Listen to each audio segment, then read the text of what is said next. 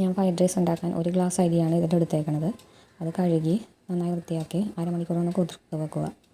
അതിനുശേഷം അരി വേവിക്കാൻ കുറച്ച് ഉപ്പും ഓയിലും ഒഴിച്ച് അരിയിട്ട് വേവിക്കുക. അധികം വേകാതെ ഫ്രൈഡ് റൈസിൻ്റെ ചോറ് അധികം വെന്ത് പോകരുത്, മുക്കാൽ വേവാകുമ്പോൾ എടുക്കണം. 1-2 മുട്ട എടുത്ത് അതിൽ ആവശ്യത്തിന് ഉപ്പും കുരുമുളകും മഞ്ഞൾപ്പൊടിയും ഇട്ട് ചിക്കി വറുത്തെടുക്കുക. ചിക്കി വറുത്ത ശേഷം അത് മാറ്റി ഒരു പാത്രത്തിലെടുത്ത് വെക്കണം.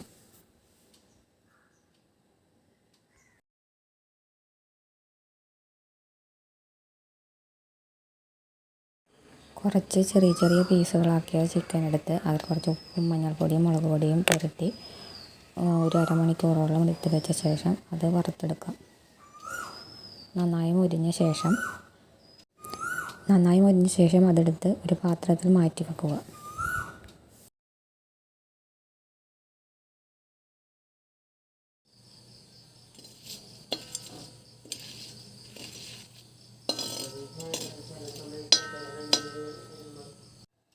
ഇതിൽ പച്ചക്കറി ഞാൻ കാബേജ്, ക്യാരറ്റ്, ബീൻസ് ഇതാണ് എടുത്തേക്കണം. ഈ ചിക്കൻ വറുത്ത ബാക്കിയുള്ള എണ്ണയിലേക്ക് ഈ വെജിറ്റബിൾ അതിലിട്ട് ചെറുതായി ഒന്ന് വഴറ്റിയെടുക്കുക. കുറച്ച് ഉപ്പും കുറച്ച് കുരുമുളകും കൂടിയിട്ട്.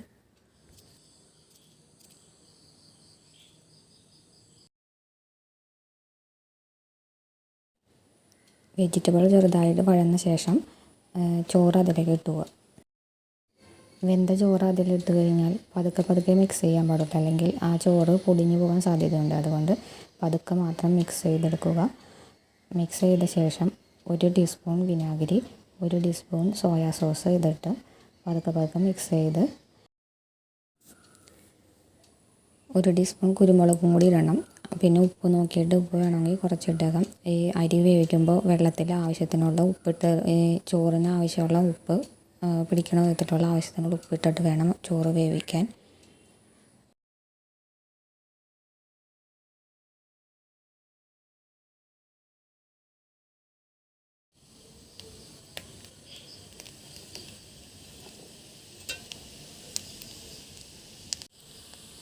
ഇതിൽ വറുത്ത് വെച്ച ചിക്കനും മുട്ട വറുത്തതും കൂടി ഇട്ട് പതുക്കെ മിക്സ് ചെയ്യുക.